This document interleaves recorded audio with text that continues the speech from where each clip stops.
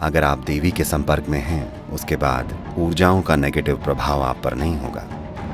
ऐसी चीजों का उस इंसान पर कोई प्रभाव नहीं पड़ता जो सच में ध्यानशील है। जितने आप मानसिक और भावनात्मक रूप से विचलित और अस्थिर होंगे, उतनी ही आसानी से आप इन शक्तियों से प्रभावित होंगे।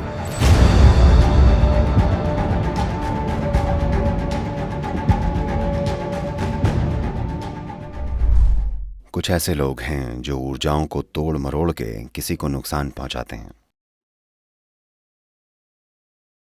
वो इस तरह किसी की मौत का कारण भी बन सकते हैं। भारत के कुछ हिस्सों में ये काफी प्रचलित है। एक वेद है, 4 वेदों में से एक अथर्ववेद इसी को समर्पित है कि ऊर्जाओं का इस्तेमाल अपनी खुशहाली और किसी दूसरे को नुकसान पहुंचाने के लिए कैसे किया जा सकता है।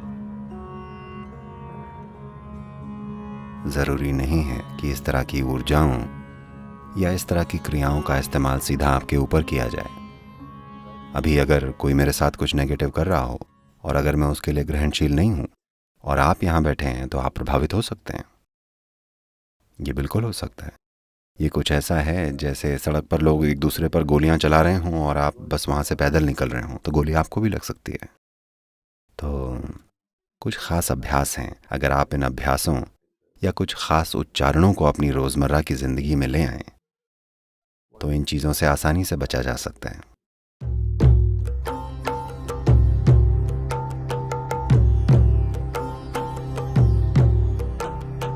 रुद्राक्ष का जो बीज होता है, उसका पेड़ मुख्य तौर से खास ऊंचाई पर होता है, लगभग 6500 से 12000 फीट के बीच। रुद्राक्ष का पेड़ इस ऊंचाई पर हिमालय क्षेत्र में उगता है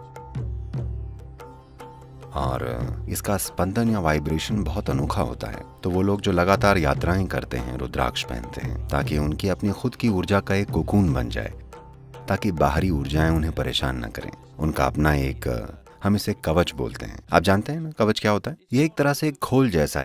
It's a cocoon of your own energy. आपकी अपनी ऊर्जा का एक खोल। जहां भी आप जाएंगे, आपका निजी बेडरूम आपके साथ जाएगा। ये आपके साथ चलेगा जहां भी आप जाएं। वो लोग जो कि परिवार और समाज के बीच हैं, हमेशा उनके पहनने के लिए सबसे बढ़िया रुद्राक्ष पंचमुखी होगा। और अच्छा होगा कि आपको उनसे मिला हो जो जानते हैं कि ये क्या है। बस यूं ही किसी दुकान से उठाकर इसे पहन लेना अच्छी चीज नहीं होगी। आमतौर पर जो रुद्राक्ष आपको यहाँ मिलता है, वो हमेशा ही उन परिवारों से लिया जाता है जो हजारों सालों से रुद्राक्ष को संभाल रहे हैं। वही परिवार, उनके लिए ये एक पवित्र धर्म जैसा है, न कि बस एक बिजनेस। एक और बीज होता है जिसे भद्राक्ष बोलते हैं। वो भारत के उत्तरी मैदानों में खूब पाया जाता है। ये असल में एक जहरीला बीज है जो बिल्कुल ऐसा ही दिखता है। और खास तौर से भारत में पश्चिमी देशों के पर्यटकों के लिए अब हम बड़े सुंदर प्लास्टिक रुद्राक्ष बना रहे हैं, जो बहुत बढ़िया दिखते हैं, इससे भी अच्छे, पर वो प्लास्टिक रुद्राक्ष हैं। ठीक है, तो सबसे अच्छा होगा कि इन्हें जानी मानी जगह से लिया जाए, नहीं तो तमाम तरह की चीजें आएंगी। मैं आजकल देखता हूँ बहुत सारे, ये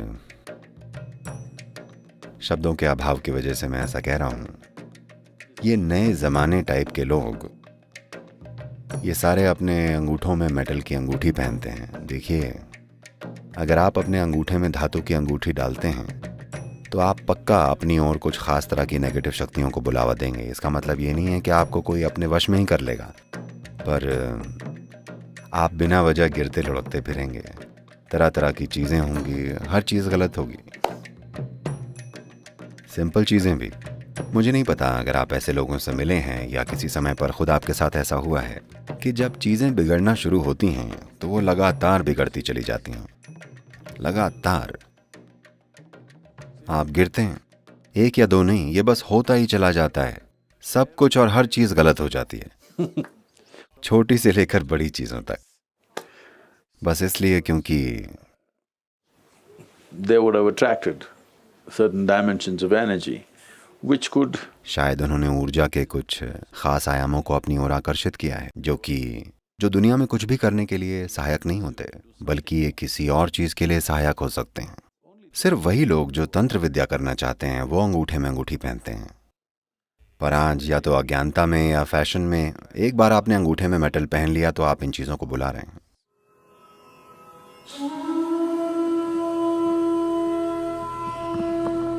ऐसे सैकड़ों लोग हैं जिन्हें लगता है वो किसी के वश में हैं और ये सब। हम उनसे बस इतना कहते हैं, आप बस यहाँ आकर ध्यानलिंग क्षेत्र में बैठिए, क्योंकि ध्यानलिंग में तंत्र के ऐसे आयाम हैं जो इन सब चीज़ों को काट डालते हैं।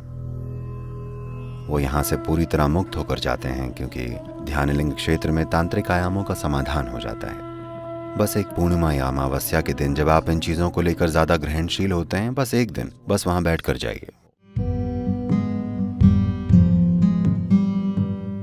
अगर आप देवी के संपर्क में हैं, चाहे देवी यंत्र की मदद से या चाहे जैसे भी, यंत्र आपके हाथ में है या आपके दिल में, ये आपके ऊपर है। पर एक बार जब आप उस ऊर्जा के खोल में हैं, जिसे हम देवी या भैरवी कह रहे हैं, उसके बाद ऊर्जाएं आपके लिए नकारात्मक हो जाएं, ऐसा नहीं हो सकता। तो अगर आप बस इतना सुनिश्चित कर लें कि आप सही किस्म का खाना खा रहे हैं, अपने सिस्टम को ठीक से रख रहे हैं, तो ये संभावना कि आप में कुछ गड़बड़ी हो जाए जिसका कारण कोई दूसरी ऊर्जा या ऐसा कुछ है, ऐसा होना आपकी जिंदगी से कोसों दूर की बात है। उनसे देवी निपट लेंगी।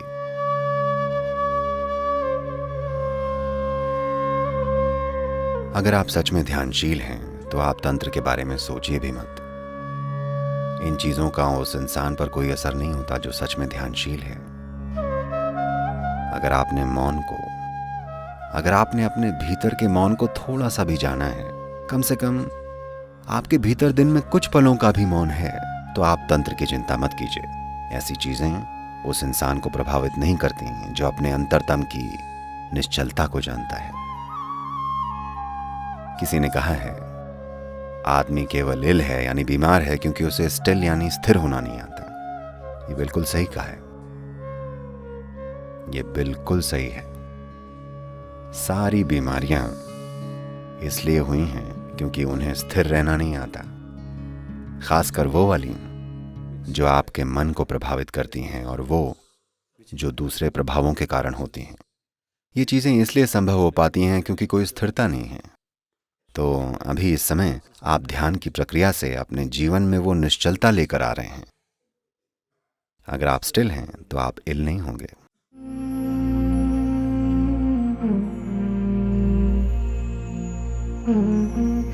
जितने आप मानसिक और भावनात्मक रूप से विचलित और अस्थिर होंगे, उतनी ही आसानी से आप इन शक्तियों से प्रभावित होंगे। अगर आपके अंदर एक तरह का फोकस और संकल्प है तो आप देखेंगे कि ये चीजें बस ये सड़क पर एक छोटे से उभार की तरह होंगी, दुर्घटना नहीं होगी। लेकिन अगर आप अपने मन और भावनाओं में एक तरह की अस्थिरता में हैं तो इससे दुर्घटना हो सकती है।